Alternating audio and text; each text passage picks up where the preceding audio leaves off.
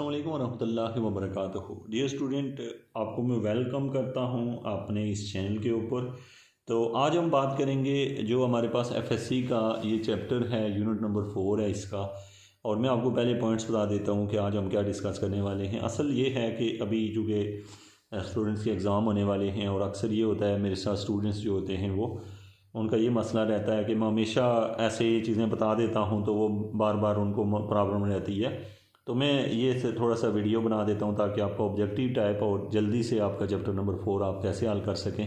कुछ आपको टिप्स और ट्रिक्स दूंगा ताकि आप इस वीडियो को देख के आप उनसे मुस्तफ़ीद हो सकें। तो सबसे पहली बात यह है कि आज हम देखेंगे जो एक्सरसाइज 4.1 है उसके पीछे जितने भी कंसेप्ट्स हैं उनको हम देखेंगे और उससे आपका शॉर्ट टर्म में आपको ये हो जाएगा कि वीडियो देखने के बाद आपको पेपर में अगर कोई भी शॉर्ट क्वेश्चन या ऑब्जेक्टिव आता है तो आप आराम से इसको 4.1 या 4.1 के पीछे जो भी सवाल है आप उसको अटेम्प्ट कर सकते हैं। इवन अगर लॉन्ग क्वेश्चन आता है तो फिर भी आप उसको विदाउट प्रैक्टिस भी आप उसको कुछ ना कुछ हल कर सकेंगे। तो ये है कि हम इसको स्टार्ट ले रहे हैं। देखें, इस चैप्टर का जो बेसिक थीम है वो एक एक लफ्ज़ को सीखिएगा और वो क्या है। सबसे पहली बात है कि कोऑर्डिनेट सिस्टम। कोऑर्डिनेट सिस्टम क्या होता है स्टूडेंट, बस ये दो लाइनें लगा दें।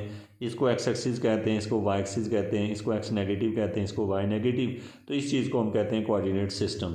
इसको क्या कहते हैं? Coordinate system.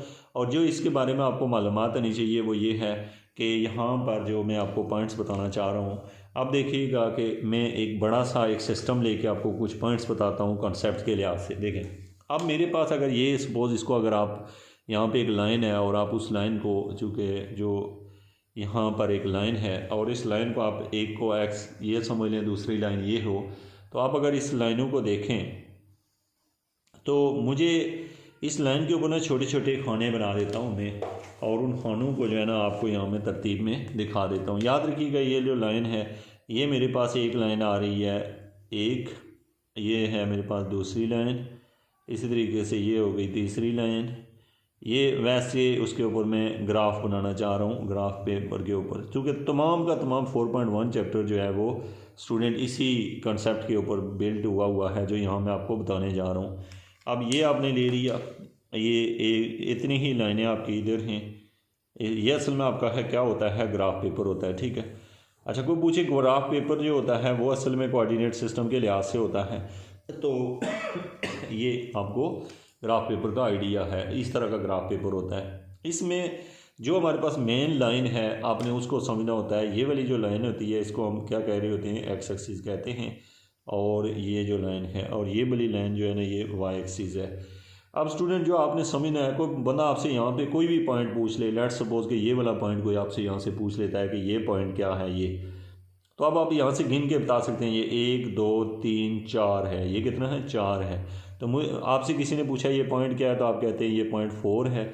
और यही वाला पॉइंट इधर के लिहाज से देखें तो 1 2 3 4 5 है, तो इसलिए आप कहते हैं कि ये पॉइंट 4 और 5 है। ये पॉइंट क्या है? 4 और 5 है। ये जो पॉइंट लिखे होते हैं इसका मतलब ये होता है कि जिस तरह आपने यहाँ से अंडरस्टैंड किया कि 4 और 5 का मतलब कोई आम मतलब नहीं है, वो ग्राफ पेपर के ऊपर एक्स से कितने आगे हैं और वाई से कितना आगे हैं उनको लिखते हैं, तो ये बनता है, ये इसका बेसिक थीम होता है। लेकिन आप मुझे अगर कोई कहता है कि ये वाला पॉइंट क्या है इसका भी बताओ, तो मैं क्या करूँगा, यहाँ से देख के अगर लिखूँ तो ये पॉइंट है 1 2, एक्स की तरफ से 2 है और वाई की तरफ से ये पॉइंट कितना होगा 1 2 3 3 है। तो ये मुझे पता चला ये 2 पॉइंट मिल गए। अब स्टूडेंट जो आपने याद रखना है कि मैथमेटिकली जब हम पॉइंट को लिखते हैं तो इसका बेसिक थीम ये होता है कि एक ग्राफ पेपर होता है और ग्राफ पेपर के ऊपर ये चीज़ें इस तरह मौजूद होती हैं। ज़ाहिरी ज़िंदगी में हमें ऐसे नज़र आ रही होती हैं लेकिन हकीकत में वो ऐसे ही कुछ होती हैं। अब एक तो ये पॉइंट आपका क्लियर हो गया।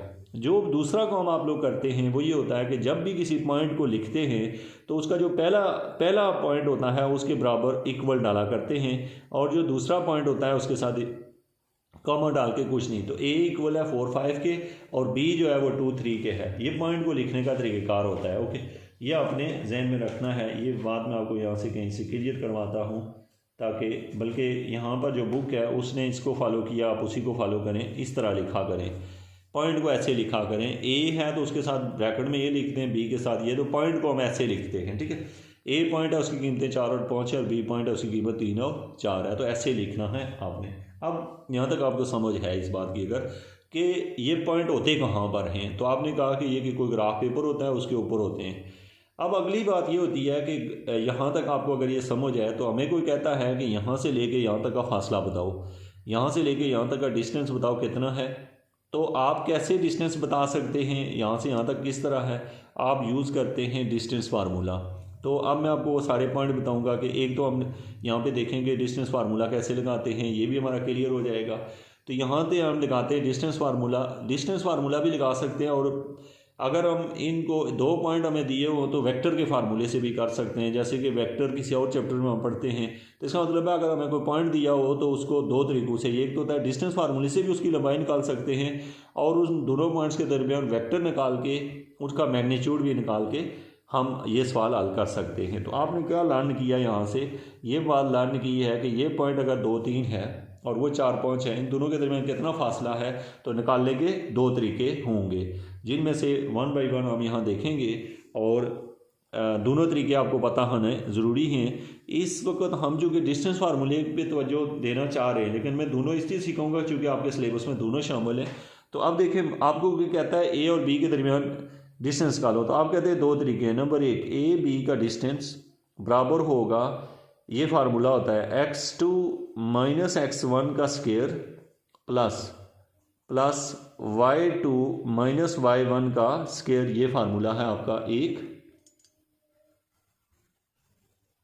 ये आपका है पहला फार्मूला। मैं थोड़ा सा इसको ये आपका हुआ एक, तो ये और इसके ऊपर अंडर रूट डाल देते हैं, तो ये हुआ डिस्टेंस फार्मूला। इस तरीके से भी आप हल कर सकते हैं।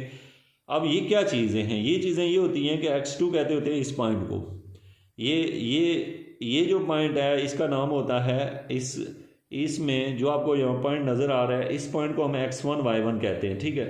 ये x1 है, ये y1 है, और ये क्या है x2 और ये क्या है y2। अब आप नोट करें कि हमने अगर डिस्टेंस निकालना है तो फार्मूला क्या होता है, x2 माइनस x1, यानी कि इसमें से उसको माइनस करें, इसमें से उसको माइनस करें, यानी 2 में से 4 को माइनस करें और उसका स्क्वायर ले लें, या प्लस फिर इसमें से उसको माइनस करें, यानी 3 में से 5 को निकालें, उसका स्क्वायर करें और इस तरह हल करें, तो जो भी आंसर आता है मेथड नंबर 1 ये है। अब नोट करें, ये आता है 2 में से 4 निकाले तो 2 आया, 2 का स्क्वायर कितना होता है 4, और 3 में से 5 निकाले तो 2 आता है, -2 का स्क्वायर प्लस 4 ही होता है।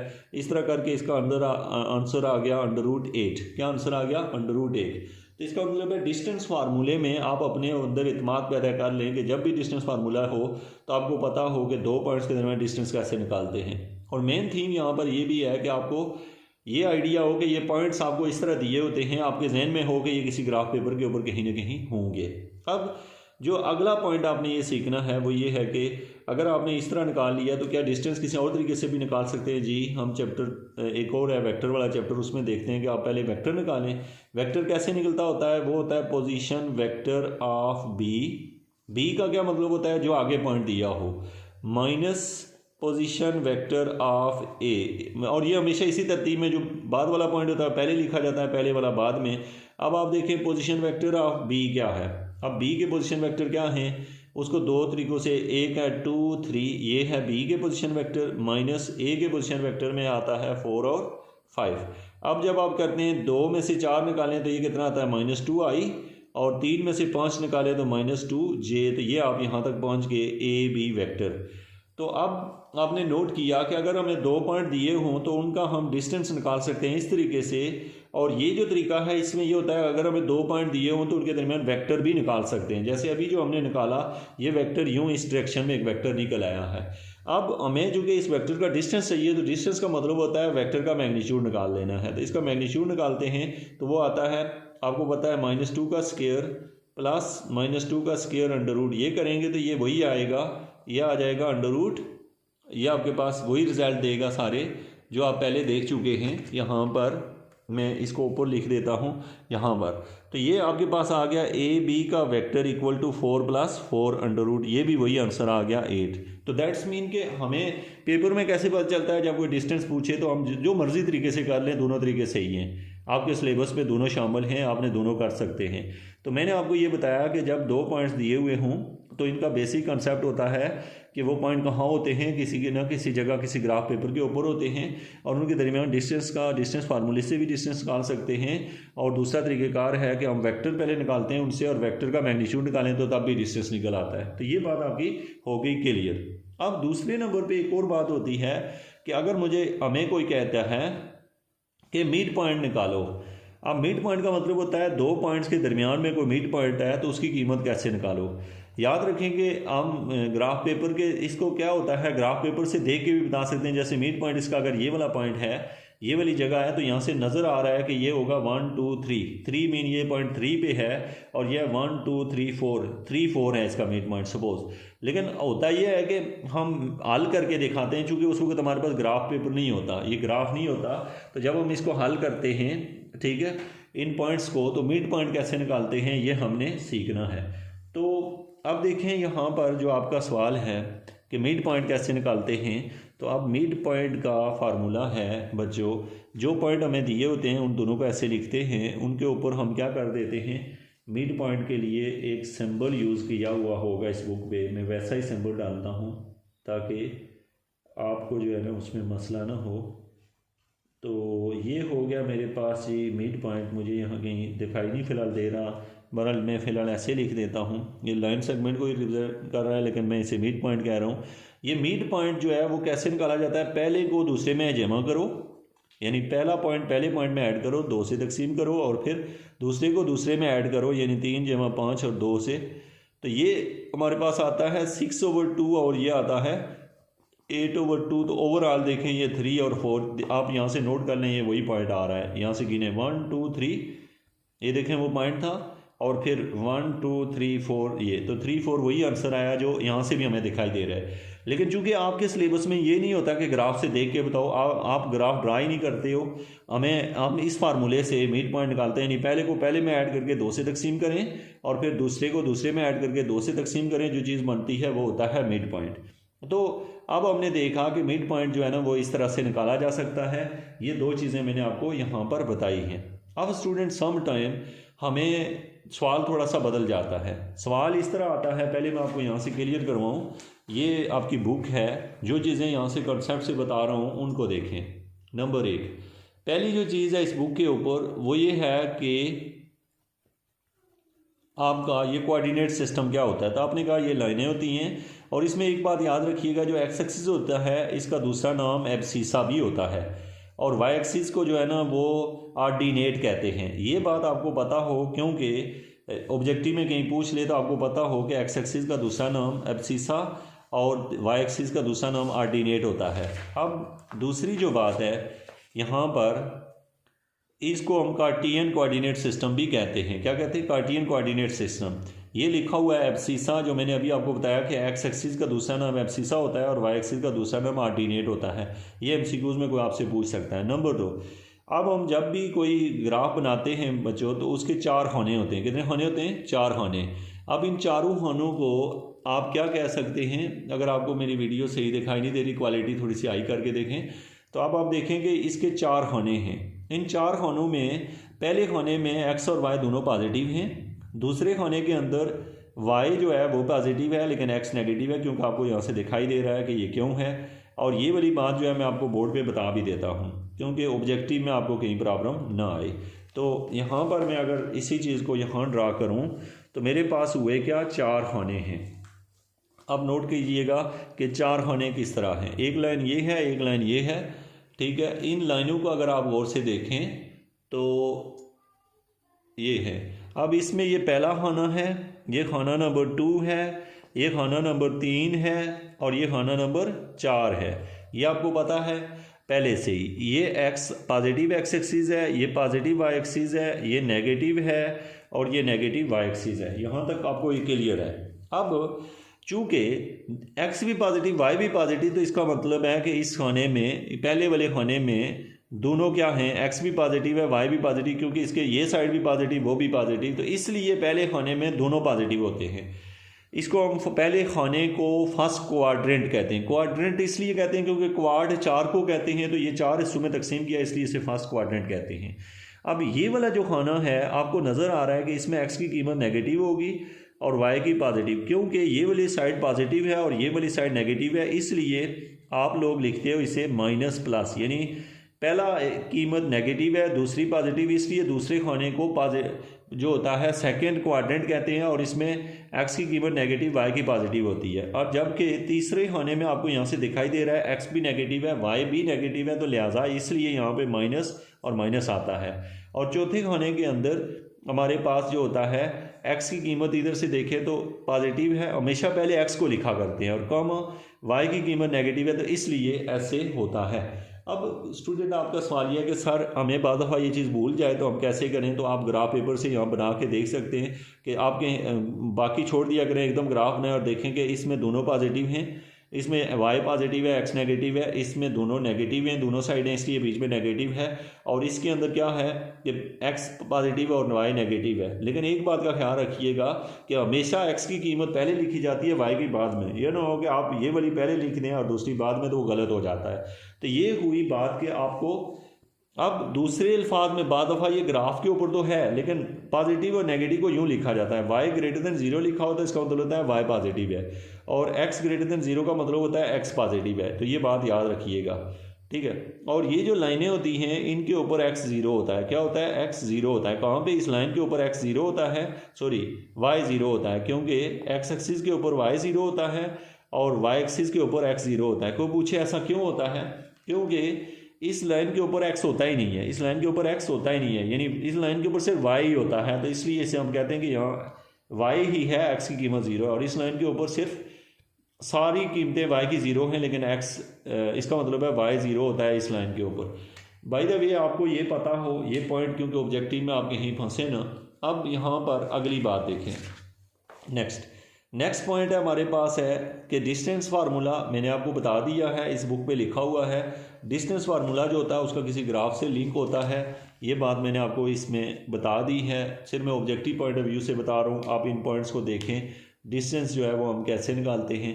अब यहाँ पर एक बहुत बड़ा कॉन्सेप्ट आ जाता है, जैसे इस शक्ल से मैं आपको ये समझाने की कोशिश करता हूँ कि क्या कॉन्सेप्ट है, ठीक है। इस शक्ल से आपको ये अंडरस्टैंड करवाता हूँ कि ये कॉन्सेप्ट क्या है, और इस कॉन्सेप्ट से आपको एक तो आगे सारी जो डिफरेंशियल, ये चैप्टर नंबर 4 है, ये सारा इन्हीं कॉन्सेप्ट पे डिपेंड करता है। आप अगर सही तवज्जो से इनको देखेंगे तो आपका पूरा चैप्टर प्रिपेयर हो जाएगा। अब देखिएगा, आपसे ये डिमांड की गई है कि यहाँ पर आप नोट करेंगे कि मुझे किसी ने पॉइंट दे दिए, क्या दिए पॉइंट, मैं यहाँ लिख देता हूँ।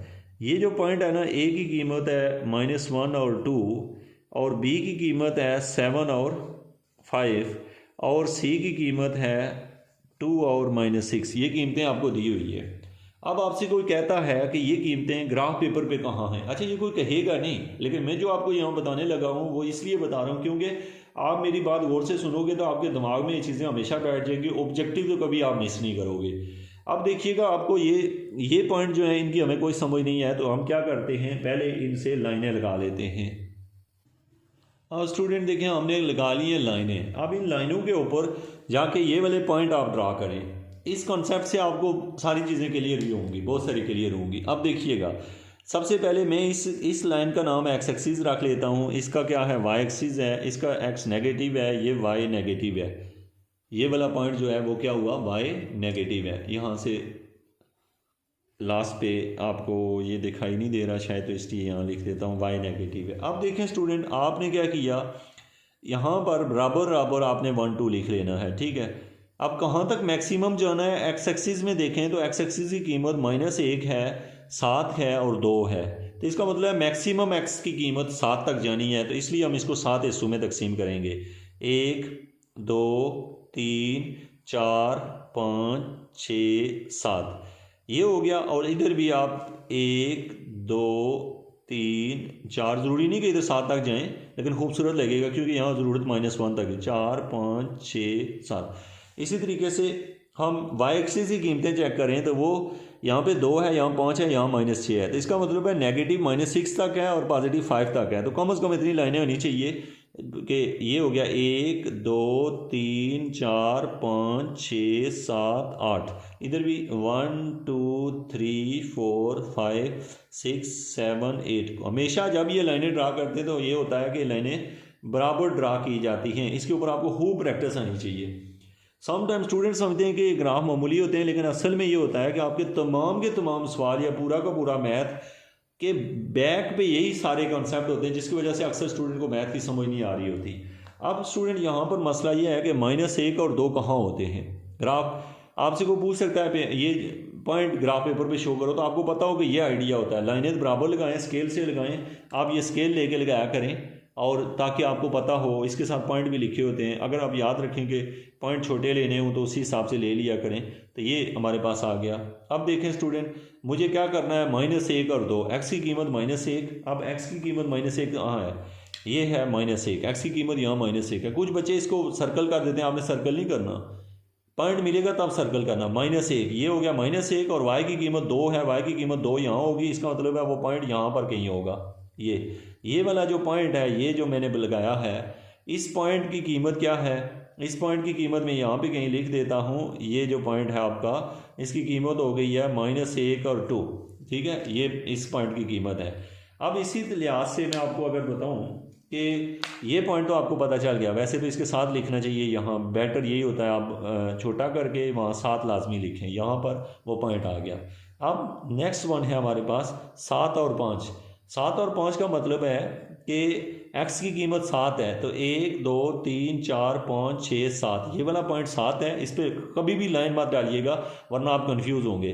ये वाला पॉइंट 7 है और 5 ऊपर की तरफ जाना है, 1 2 3 4 5 6 7। तो इसका मतलब है इन दोनों के दरमियान में वो वाली जगह कहीं इधर कहीं होगी। ये 7 था और 6 कहीं नहीं, हाँ 5 तक जाना है, 1 2 3 4 5, ये सामने है बिल्कुल इसके ऊपर कहीं। ये वाला पॉइंट जो होगा इसका नाम क्या होगा, 7 और 5। अब देखें स्टूडेंट, आपको पता है कि ये पॉइंट क्या है, 7 और 5। अब स्टूडेंट आप क्या करेंगे, एक और पॉइंट ढूंढें। तो एक और पॉइंट ढूंढते हैं, तो वो पॉइंट है 2 - 6। क्या नाम है उसका, 2 - 6। अब यानी x की कीमत 2 है, x की कीमत 2 यहाँ होगी और -6 नीचे की तरफ होगा। 1 2 3 4 5 6, ये हो गया 1 2 तकरीबन यहाँ पे कहीं आएगा ये पॉइंट। अब इस जगह पे हम लिख देते हैं 2 - 6। अब आप देखें स्टूडेंट, यहाँ से लिया मैंने स्केल लेके इस पॉइंट को मैं उस पॉइंट से मिलाता हूँ, यहाँ से यहाँ, फिर इस नुक्ते को उस नुक्ते से मिला रहा हूँ, यहाँ से यहाँ, और फिर मैं इस नुक्ते को इससे मिला रहा हूँ, यहाँ से यहाँ, ठीक है, ये 3 है। अब देखें ये जो शक्ल बनी है, इसका मतलब है कि हम जितनी भी ज्योमेट्रीज या ड्राइंग पढ़े होते हैं ये ग्राफ पेपर के ऊपर होती हैं ओरिजिनल में। आपके पेपर में नहीं वो आपसे कहेगा ये ड्रा करो, लेकिन एक बात याद रखना कि आपको कॉन्सेप्ट का पता हो कि जितनी भी पॉइंट्स होते हैं वो ग्राफ पेपर पे होते हैं। अब जो 4.1 एक्सरसाइज हम कर रहे हैं, इसमें जो आपके कॉन्सेप्ट हैं उसमें ये कॉन्सेप्ट आता है कि अगर आपको पॉइंट दिए हुए हों तो उन पॉइंट से कैसे पता करोगे कि ये कौन सी ट्राइंगल है। अब आपको मतलब ये ट्राइंगल कौन सी है। अब देखें मैं आपको यहाँ पे नाम बता दूं, ट्राइंगल के 6 नाम होते हैं। ट्राइंगल के कितने नाम होते हैं, 6। अब 6 नाम कौन से, 3 एंगल के लिहाज से और 3 साइडों के लिहाज से होते हैं। अगर तीनों साइडें बराबर हों, अगर किसी ट्राइंगल की तीनों साइडें बराबर हों तो उसको इक्विलेटर कहते हैं। इक्विलेटर मतलब बराबर, तीनों साइडें बराबर हों तो उसको इक्विलेटर कहते हैं। अगर किसी ट्राइंगल की सिर्फ 2 साइडें बराबर हो, तीसरी बराबर ना हो तो उसको आइसोसेलेस कहते हैं। और अगर कोई भी साइड बराबर ना हो तो उसको स्केलन ट्राइंगल कहते हैं। तो इसका मतलब साइडों के लिहाज से 3 नाम होते हैं, और उसके अलावा क्या होता है, एंगल के लिहाज से। अगर एक एंगल 90 का हो तो उसको हम कहते होते हैं राइट एंगल। एक एंगल 90 का हो तो उसे राइट एंगल कहते हैं। अगर याद रखिएगा किसी एक ट्राइंगल में 2 एंगल 90 के हो ही नहीं सकते। वजह क्योंकि एक ट्राइंगल के अंदर टोटल एंगल 180 होता है, एक ट्राइंगल के अंदर टोटल एंगल 180 होता है। तो लिहाजा अगर एक 90 का होगा तो दूसरा 90 का हो तो तीसरा एंगल ही नहीं बचता। अगर तीसरा एंगल ही नहीं है तो दैट्स मीन वो ट्राइंगल है ही नहीं। तो इसलिए हमें ये पता है कि किसी ट्राइंगल के अंदर सिर्फ एक 90 का एंगल हो सकता है या 90 से बड़ा भी हो सकता है। तो अब जैसे यहाँ पे मैं आपको ये शक्ल बना के दिखाता हूँ। जैसे मुझे किसी ने पूछा ये कौन सी ट्राइंगल है, मैंने कहा राइट एंगल है, क्योंकि यहाँ 90 का एंगल है। अब मुझे कोई पूछता है कि ये वाली कौन सी ट्रायंगल है, मैं कहता हूँ तो तीनों एंगल 90 से कम हैं, तो इसलिए ऐसी ट्रायंगल को हम एक्यूट कहते हैं। क्यूट मीन जैसे बच्चे क्यूट होते हैं, इसी तरह इस ट्रायंगल का नाम एक्यूट ट्रायंगल होता है। और एक और ट्रायंगल होती है जिसमें कोई एक एंगल जो है वो 90 से बड़ा होता है, जैसे ये है, इसका नाम एब्ट्यूस ट्रायंगल होता है। तो अब इसका मतलब है एंगल के लिहाज से भी ट्रायंगल की 3 किस्में हैं। आप लोगों को असल में सबसे मेन इशू ये होता है कि आप छोटी क्लासों में मिस कर देते हैं इन चीज़ों के नाम। अब ये चीज़ें यहाँ के सिलेबस का हिस्सा नहीं है, लेकिन ये फिर भी आप इसलिए क्योंकि जब कॉन्सेप्ट की बात आती है आपको समझ ही नहीं आती कि क्या है। अब जिस बच्चे को ये समझ आए कि राइट एंगल है, ये एक्यूट है, एक्यूट का मतलब क्योंकि इसमें क्यूट यानी छोटे छोटे एंगल हैं, यानी 90 से कम है। अगर एक एंगल 90 से बड़ा हो तो फिर इसका मतलब है कि वो एब्यूस ट्रायंगल है। तो ये हमें पहले से पता है। अब जो आपसे वो पूछता है, यहाँ पे जो कंसेप्ट होते हैं वो ये होते हैं कि इस तरह 3 पॉइंट दे देता है, 3 पॉइंट दे के आपसे पूछता होता है बताओ ये राइट एंगल ट्रायंगल है कि नहीं है। फिर या पूछ सकता है कि क्या ये कोई भी ट्रायंगल का नाम पूछ सकता है। जो मेन ज्योमेट्री का थीम होता है जो आपकी 4.1 में है वो ये कि हर ट्रायंगल की 6 टाइप के नाम आपको पता हूँ और साथ में उनके सारी चीज़ें। इसके ऊपर ना मेरा लेक्चर भी पड़ा हुआ है, आप वहाँ से भी देख सकते हैं डीपली जाके कि ये ट्रायंगल्स और ये पॉलीगॉन क्या होती है सब कुछ। लेकिन नहीं पता तो बाय द वे आप इन्हीं चीज़ों को नज़रसानी करें।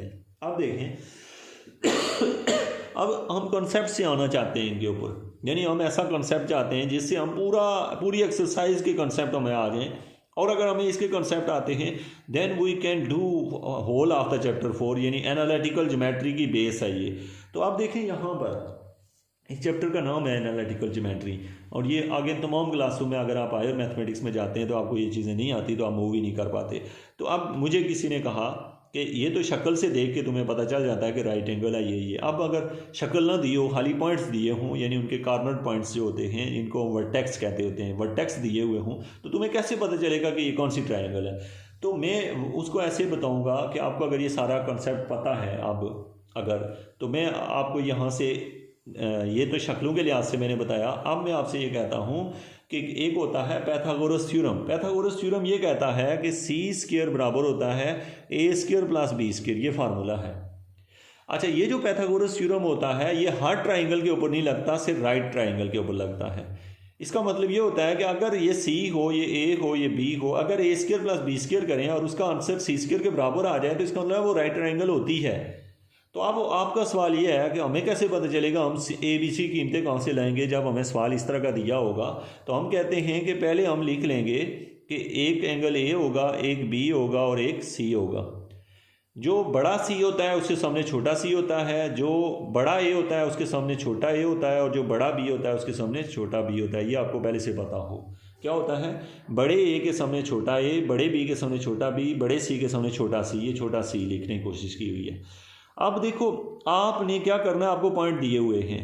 पहली बात यह है कि सवाल के अंदर ये बात दी हुई होती है कि यहाँ पे कौन सा पॉइंट लेना है। इन दोनों की अगर जगह बदल भी दो तो कोई फ़र्क नहीं पड़ता, लेकिन ये वाला पॉइंट अगर बदलोगे तो आपका गलत हो जाएगा, यानी इसको उधर उधर नहीं कर सकते, क्योंकि वो पूछता होता है क्या राइट एंगल है। हाँ, तो अगर वो ये मतलब राइट एंगल किस पॉइंट के ऊपर है ये पूछता है। अगर ना पूछा हो तो फिर हमें तीनों पॉइंट चेक करने पड़ते हैं कि किस पॉइंट के ऊपर राइट एंगल है भी कि नहीं।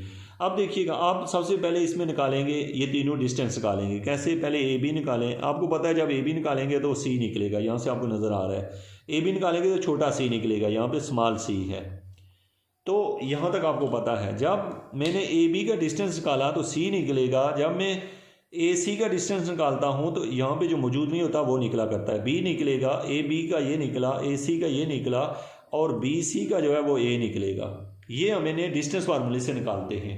जब डिस्टेंस फार्मूला लगा के उनके जवाब आ जाते हैं तो हम देखते हैं कि तीनों में से अगर जब हमारे शक्ल नहीं होती, शक्ल नहीं है मेरे पास, तो मैंने कैसे करना है, मैं देखूंगा इन तीनों में से जिसका बड़ा जवाब होगा। मसलन ये देखिएगा सी का जवाब, मसलन मैंने इसको हल किया, मेरा जवाब इसका 4 आया, इसका 2 आया, इसका 7 आया, तो मैं फिर जो पैथागोरस थ्योरम है उसमें ज़रूरी नहीं होता कि सी का मतलब नाम सी ही होता है। इसका मतलब ये होता है कि जो सबसे बड़ा होता है उसका स्क्वायर बराबर होता है छोटे दोनों स्क्वायर के सम के। अब आपको नज़र आ रहा है सबसे बड़ा ये है, आपने करना है 7 का स्क्वायर, 4 का स्क्वायर, 2 का स्क्वायर। अब देखो अगर जवाब बराबर आ गए तो फिर इसका मतलब है ये आ गया 49, ये बन गया 16 और ये बना 4, तो ये बना है 14 अब इसको हल करें आगे, तो ये क्या आया 49 = 20। ये बात गलत है, तो इससे पता चला कि अगर ये इस तरह के जवाब निकले तो वो फिर राइट एंगल नहीं होगी। क्यों नहीं होगी भाई? राइट एंगल होती तो ये दोनों के जवाब बराबर आते। अब ये कि अब देखें यहाँ पे तो मैं ज्योमेट्री के लिए आपको बता रहा हूँ, अगर ज्योमेट्री ना मौजूद हो तो हमें बगैर ज्योमेट्री के तमाम बातें हमारे दिमाग में वैसे ही होती हैं, इसलिए हम बता सकते हैं कि राइट एंगल। तो राइट एंगल का कंसेप्ट स्टूडेंट लाजमी क्लियर करें। मैं इसको एक दफ़ा फिर रिवाइज कर देता हूँ कि पाइथागोरस थ्योरम सिर्फ किस पे लगता है? राइट एंगल ट्राइंगल के ऊपर। आप आगे जाके देखना, ये पूरी एक्सरसाइज है जो आप पता नहीं कितने दिन लगा के पढ़ते हो। इस पूरी एक्सरसाइज के कंसेप्ट जो हैं वो इसी पॉइंट के पीछे छुपे हुए हैं। जो बच्चा ये समझ जाए वो हर सवाल समझ आता है, वो अपने पास से जो करना चाहे वो कर सकता है। मसलन मैं आपको यहाँ से ये बताना चाहता हूँ कि मैंने आपसे किसी ने पूछा कि बताओ कि ABC जो पॉइंट दिए हुए हैं, क्या ये पॉइंट्स जो हैं ये कौन सी ट्रायंगल के पॉइंट है? तो आपने चेक कर लिया इसको कि ये किस पॉइंट के ट्रायंगल के पॉइंट हैं। लेकिन कैसे? मैंने अभी आपको बताया, पहले AB निकालना, उसका नाम छोटा C रख लेना, फिर BC निकालना, उसका नाम छोटा A रख लेना, और जब AC निकालोगे तो उसका पॉइंट छोटा B रख लिया। क्यों रखा? क्योंकि जो यहाँ मौजूद नहीं है वो रख लिया। इनमें से जो सबसे बड़ा होगा पाइथागोरस थ्योरम के लिहाज से ये फार्मूला होता है, लेकिन ज़रूरी नहीं होता ABC, ये जस्ट नाम होते हैं। तो हो सकता है यहाँ पे क्या था यहाँ पे A का स्क्वायर, तो हम अक्सर AB छोटे वाले को कहते होते हैं। यहाँ पे आपने कंसीडर करना है जो सबसे बड़ा होगा उसका स्क्वायर इक्वल होना चाहिए दूसरे दो के सम के। अगर बराबर हुआ तो राइट एंगल होगी, अदरवाइज नहीं होगी। अब देखिएगा, जो मैं कंसेप्ट आपको यहाँ पे देना चाह रहा हूँ कि ये हुआ ट्राइंगल के बारे में, लेकिन अगर हमें 4 पॉइंट दिए हों, एक और पॉइंट दे दिया जाए, तो फिर वो पूछता होता है कि इधर देखिएगा, ये शक्लें समझें। हर 4 साइडों वाली कोई भी शक्ल हो, उसका नाम जो होता है, जो 4 साइडों वाली को देखो, कोई भी 3 साइडों वाली शक्ल को ट्राइंगल कहते हैं। अब ट्राइंगल की 6 किस्में होती हैं। इसी तरह हर 4 साइडों वाली, जैसे ये भी 4 साइडों वाला है, इसकी भी 4 साइडें हैं। एक पतंग आप देखते होते हैं यूं करके ऐसे बनाता है, उसकी भी 4 साइडें होती हैं। फिर कोई और चीज़ ले लें, जैसे मैं यहाँ पे एक और शक्ल लेता हूँ, ये इसकी भी 4 साइडें। तो हर एक 4 साइडों वाली शक्ल को क्वाड्रिलेटर कहते हैं। तो ये सारी क्वाड्रिलेटर हैं। अब कोई बंदा आपसे कहे क्वाड्रिलेटर बताओ, आप कहेंगे क्वाड्रिलेटर तो बहुत सारी होती हैं, कौन सी क्वाड्रिलेटर की बात कर रहे हैं आप? इस तरह को पूछे ट्राइंगल, तो ट्राइंगल तो बहुत सारी होती हैं, लेकिन ट्राइंगल की डेफिनेशन ये होती है कि ऐसी शक्ल जिसकी 3 साइडें हों। जिसकी 3 साइडें होती हैं उसमें 3 पॉइंट दिए होते हैं, जिसकी 4 साइडें होती हैं उसमें 4 पॉइंट दिए होते हैं हमें, 1 2 3 और 4। अब जो कंसेप्ट यहाँ पर है कि आपको पता हो, लफ्ज़ क्वाड्रिलेटर का मतलब पता हो। क्यों पता हो? आगे सवालों में बार बार आएंगे। अब मैं इनके नाम आपको क्लियर करवा दूँ, सवालों को पढ़ना और समझना क्लियर करवा दूँ। इसको देखें, यहाँ पर ये देखें, मेरे पास जो पहला सवाल है ना, यहाँ से जो मैं आपको यहाँ समझाना चाह रहा हूँ वो क्या है? वो ये है कि सवाल को पढ़ना सीखेंगे तो आपको समझ आएगी। देखें, which of the following point और डिस्टेंस, ये तो डिस्टेंस निकालने का कह रहा है, डिस्टेंस से ज़्यादा चीज़ है। पॉइंट ऑफ द वर्टेक्स और राइट, ये देखें, ये पहला सवाल है उसका। सवाल नंबर 3 जाके देखें तो उसमें लिखा हुआ है, ये जो क्वेश्चन है उसने ये लिखा हुआ है कि ये जो पॉइंट दिए हुए हैं ABC, ये क्या राइट ट्राइंगल हैं? तो अब हमें समझ आ गई कि वही हमें कह रहा है AB निकालेंगे, फिर AC भी निकालेंगे, BC भी, तीनों निकालेंगे। जो बड़ा होगा उसका स्क्वायर लेंगे, छोटे दोनों स्क्वायर के जवाब के बराबर आ गया तो हम कहेंगे राइट एंगल है, अदरवाइज हम कहेंगे नहीं है। तो ये सवाल उस कॉन्सेप्ट से हल होता है जो मैंने आपको बताया।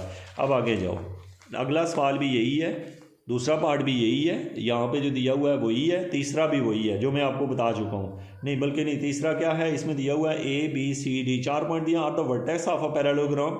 अब देखिए, मैं आपको लफ्ज़ पैरेललोग्राम का मतलब भी बताता हूँ, स्क्वायर का मतलब भी बताता हूँ। इस पूरे चैप्टर में एक लफ्ज़ यूज़ हुआ है पैरेललोग्राम, एक होता है स्क्वायर। नीचे लिखा हुआ है ट्राइंगल, फिर उसके नीचे जाएं, हाँ यहाँ पे जैसे नेक्स्ट वन क्या है जी, vertex of a right triangle का लफ्ज़ है, कोलिनियर का लफ्ज़ है, और diameter of a circle, circle का लफ्ज़ है। और इन तमाम चीज़ों की अगर ज्योमेट्री ना पता हो, राइट एंगल का फिर लफ्ज़ है, फाइंड द मिड पॉइंट का लफ्ज़ है, और फिर उसके बाद है पैरेललोग्राम आ गई, पैरेललोग्राम आ गई, स्क्वायर आ गया, और फिर उसके बाद ट्राइंगल आ गई, और फिर उसके बाद नीचे वाला जो है वो आ गई क्या हो गया जी, ट्राइसेक्टिंग पॉइंट आ गया, ट्राइसेक्टिंग का कॉन्सेप्ट है, और फिर लाइन सेगमेंट का कॉन्सेप्ट है, और फिर उसके बाद यहाँ पर ये सारे पॉइंट मैं आपको अभी क्लियर करवा देता हूँ। सरकमफ्रेंस का है, ये आ गया सेंटर ऑफ अ ट्राइंगल हो गया, और इसके साथ है 4 इक्वल पार्ट, यानी ये सारे कॉन्सेप्ट हैं। डिवाइड करना किसी चीज़ को, ये जो कॉन्सेप्ट हैं आपको कैसे ये जहन में आते हैं, ये यहाँ पर देख लें। अब देखिए मेरे पास ये कॉन्सेप्ट सारे ऐसे आते हैं, मुझसे कोई लफ्ज़ पैरेललोग्राम पूछता है, अगर मेरे जहन में ये बात नहीं आती कि ये पैरेललोग्राम है, ये क्या है, पैरेललोग्राम है।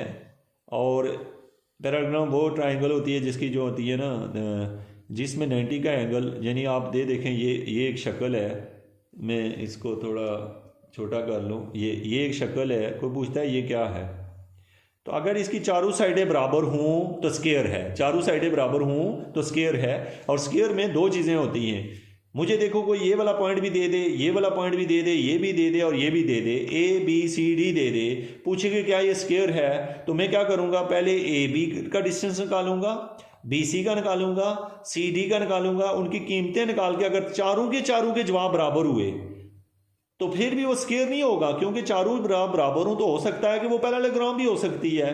तो इसलिए हमें वो चारों जवाब बराबर हुआ और यहाँ पे राइट एंगल भी बने, तो तब हम कहते हैं कि ये स्क्वायर है। तो इसका मतलब ये हुआ कि मुझे कोई कहता है कि स्क्वायर क्या होता है, तो मैं कहता हूँ कि मुझे तुम पॉइंट दो, मैं उन पॉइंट की मदद से डिस्टेंस निकालूंगा, AB का डिस्टेंस, BC का डिस्टेंस, CD का डिस्टेंस, DA का डिस्टेंस, सबकी लंबाई निकाली, अगर चारों के जवाब बराबर आ गए तो स्क्वायर की पहली कंडीशन सेटिस्फाई हो जाएगी।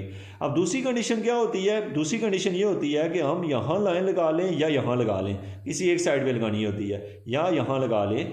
अब इससे क्या होता है, अब हम निकालेंगे AB और AD और BD, ये तीनों निकालेंगे, इसके ऊपर पाइथागोरस थ्योरम लगाएंगे। वो कैसे, DB का स्क्वायर इक्वल टू होना चाहिए AB का स्क्वायर प्लस AD का, अगर ये बराबर हो गया तो राइट एंगल भी बनेगा, अगर राइट एंगल भी बन रहा है और साथ में चारों साइडें बराबर भी हैं तो दैट्स मीन ये स्क्वायर बन गया।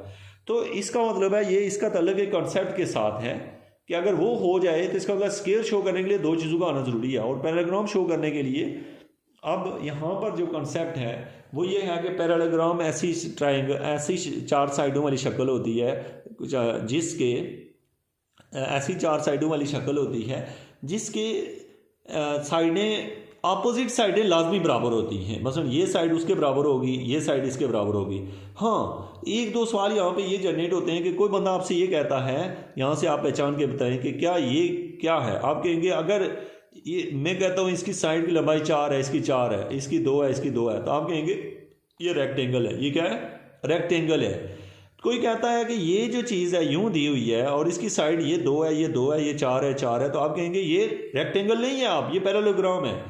रेक्टेंगल की क्या खूबी है, रेक्टेंगल में दो खूबियाँ होती हैं, अपोजिट साइडें भी बराबर होती हैं और एंगल 90 का होता है, तब रेक्टेंगल होती है। इसका मतलब है रेक्टेंगल शो करने के लिए दो कंडीशनें होती हैं और पैरेललोग्राम शो करने के लिए भी दो होती है। नंबर एक, अपोजिट साइडें बराबर हो, और दूसरा एंगल 90 का ना हो।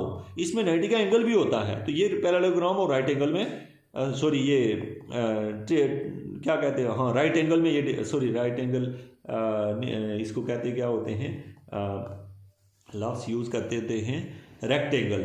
ये क्या है, रेक्टेंगल, और ये क्या है, पैरेललोग्राम। अब इसी तरीके से मुझे कोई अगर ये वाली शक्ल दे दे और कहे कि ये भी 2 है, ये भी 2, ये भी 2 है, ये भी 2 है, तो मैं कहूँगा ये स्क्वायर है। अब इसका मतलब है अगर थोड़ा टेढ़ा करके दे दे, मुझे ऐसे दे दे और कहे कि ये भी 2 है, ये भी 2, ये भी 2, ये भी 2, तो मैं कहूँगा ये पैरेललोग्राम है।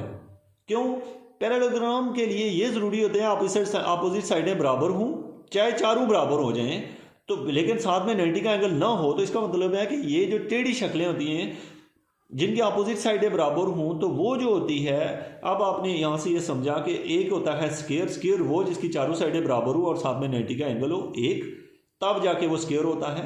अगर दो अपोजिट साइडें बराबर हों और साथ में 90 का एंगल भी हो तो वो होता है रेक्टेंगल।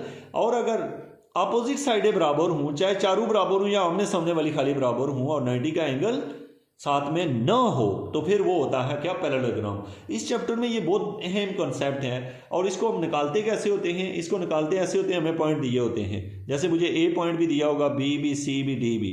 पहले मैं AB का डिस्टेंस निकालूंगा, फिर AC का निकालूंगा, फिर AB का निकालूंगा। अच्छा याद रखें, एक बहुत ख़ास बात होती है कि पहले से फिगर बनाना ज़रूरी होता है, क्योंकि अगर उसने तरतीब जो दी होती है उसको फॉलो करना होता है। जैसे हमने लिखा हुआ है ABCD, तो याद रखिएगा आपने डिस्टेंस इन्होंने निकालना होता है। AB का डिस्टेंस DC के डिस्टेंस के बराबर होना चाहिए। लेकिन एक बड़ी इंटरेस्टिंग बात है, ये जो होते हैं ये चीज़ें हम दो रूल से कर सकते हैं, वेक्टर के रूल से भी और डिस्टेंस फार्मूले से भी। अगर वेक्टर के रूल से करें तो उस वक्त ए से बी की तरफ जाने में वेक्टर की जो डायरेक्शन होती है वही डी से सी की तरफ ली जाती है। लेकिन अगर डिस्टेंस फार्मूले से हल कर रहे हैं तो बेशक आप ए बी निकालें या बी डी निकालें, उल्टा भी निकाल दें तो कोई फ़र्क नहीं पड़ता। यानी कि हम जब ये वाला चैप्टर पढ़ते हैं तो जब हम ए बी का डिस्टेंस निकाल दें, एक बच्चे ने ए बी का डिस्टेंस निकाल दिया और दूसरे बच्चे ने बी ए का निकाल दिया तो दोनों का कोई मसला नहीं है। लेकिन जब हम वेक्टर एनालिसिस के अंदर पढ़ते हैं तो उस वक्त इन चीज़ों का ख्याल रखते हैं।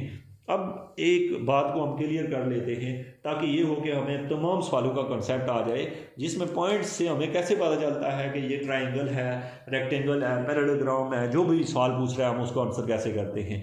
अब यहाँ पे देखिएगा मेरे पास एक पॉइंट है, लेट्स सपोज एक पॉइंट है, उसकी कीमत है 1 2, एक पॉइंट है बी, उसकी कीमत है 1 3, एक पॉइंट है सी, उसकी कीमत है 1 4। लेट्स सपोज ये मुझे कोई पॉइंट दिए हुए हैं, ज़रूरी नहीं कि ये पॉइंट पता नहीं ट्रायंगल बनाते भी हैं कि नहीं। अब ये 3 पॉइंट हैं, मुझे को कहता है कि तुम कैसे शो करोगे ये ट्रायंगल है कि नहीं है। अच्छा, ये जो पॉइंट दिए हुए हैं मेरे पास है ए बी, मैंने क्या किया, ए बी का डिस्टेंस निकाला, फिर मैंने ए सी का डिस्टेंस निकाला और फिर मैंने बी सी का, तीनों का मैं डिस्टेंस निकालूंगा। इन डिस्टेंस में से मैंने इन तीनों का डिस्टेंस ले लिया। तो याद रखें, कोई पूछे कि क्या ये पॉइंट ट्रायंगल बनाते हैं कि नहीं। अगर उनमें से जैसे ए बी का आंसर मैं कहता हूँ 2 आ गया, कितना आ गया, ए बी का आंसर 2 आ गया, इसका आंसर जो है वो 1 आ गया और इसका आंसर जो है वो जो है मेरे पास आ गया सपोज 4 आ गया। तो अब याद रखिएगा मैंने क्या किया, मुझे 3 पॉइंट्स दिए हुए थे, मुझे कोई कहता है कि क्या ये 3 पॉइंट ट्रायंगल बनाते भी हैं कि नहीं। क्या पता है ट्रायंगल बनाते भी हैं कि नहीं, ट्रायंगल बनाएंगे तो था। अब ट्रायंगल तब बनाते हैं अगर 2 छोटू को ऐड करो तो वो अगर बड़े से ज़्यादा हो जाएं तो वो ट्रायंगल बनाते हैं, अदरवाइज वो ट्रायंगल ही नहीं होते। ये वाली बात आपको पहले से पता हो। जैसे देखो मेरा ए बी का जवाब 2 आया, ए सी का जवाब 1 आया, बी सी का 4 आ गया। अब मैं कहता हूँ कि चूंकि इन दोनों को ऐड करूँ तो 3 आता है, 3 4 से छोटा आता है, इसका मतलब है ये जो पॉइंट दिए हुए ये ट्रायंगल बनाते ही नहीं है। अब यहाँ तक आपको ये बात क्लियर हो गई कि पॉइंट्स अगर दिए, ये मैंने गलत लिखे हैं, मैंने सही नहीं निकाले हुए, मैंने एग्जांपल दिया आपको कि आप जब निकालेंगे, निकालने का वही तरीका है जो आप जानते हैं। तो इसका मतलब है ये ट्रायंगल बना ही नहीं रहे हैं। ठीक है, अब मैं मिसाल के तौर पे यहाँ 5 लिख दूँ। अब देखें 5 नहीं बल्कि 3 लिख देता हूँ। अब देखो अब ये ट्रायंगल बना रहे हैं, लेट्स सपोज मैंने इसको हल किया, इसको, अब मुझे पता चल गया कि ट्रायंगल है। अब कोई मुझसे पूछेगा बताओ भाई ये ट्रायंगल तो है, बताओ कौन सी ट्रायंगल है, यहाँ पे मैं आके पूछूंगा। मुझसे सवाल पूछ लिया उसने, ठीक है तुमने हल किया, ट्रायंगल तो है, लेकिन कौन सी है। ट्रायंगल की तो 6 किस्में हैं, ठीक है, एक 3 एंगल के लिहाज से और 3 साइडों के लिहाज से। लेकिन वो आपसे सिर्फ यही सवाल पूछेगा कि क्या ये राइट एंगल है या नहीं है, अदरवाइज कुछ और नहीं पूछेगा। मैं क्लियर कर दूं आपको, आपकी सिलेबस में वो पूछेगा क्या ये राइट एंगल है कि नहीं।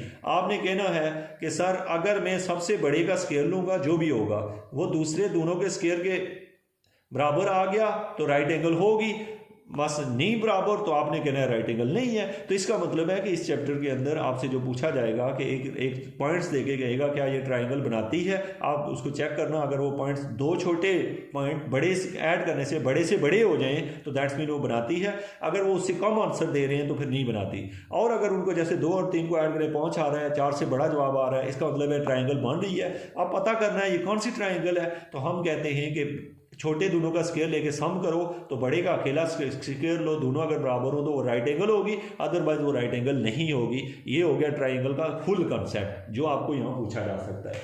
अब देखें 4 पॉइंट दे दे आपको, जैसे एक और पॉइंट दिया हुआ हो, ये डी है, उसकी कीमत है 1 2 लेट्स सपोज, या कुछ और है 4 5, और नहीं दोनों एक ही पॉइंट हो जाएंगे।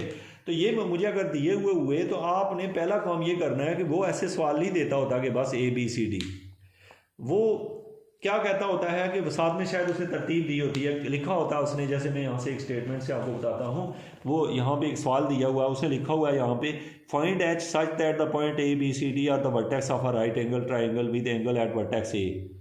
अब एंगल एट वर्टेक्स A का लफ्ज़ उसने लिखा हुआ है, तो इसका मतलब ये है कि हमें राइट एंगल की जगह उसने दी हुई है। आपको यहाँ से कोई बात खास समझ ना आई, लेकिन यहाँ पर जो चीज़ समझाना चाह रहा हूँ मैं वो सिर्फ इतनी है कि यहाँ से क्लियर करवा देता हूँ कि मुझे कोई कहता है ये 4 पॉइंट दिए हुए हैं, कोई कहता है इन पॉइंट्स को शो करो कि राइट एंगल है। आप कहते हैं कि कौन से तरीके से करूँ जी, वेक्टर वाले तरीके से या डिस्टेंस फार्मूले से, दोनों से हो जाता है।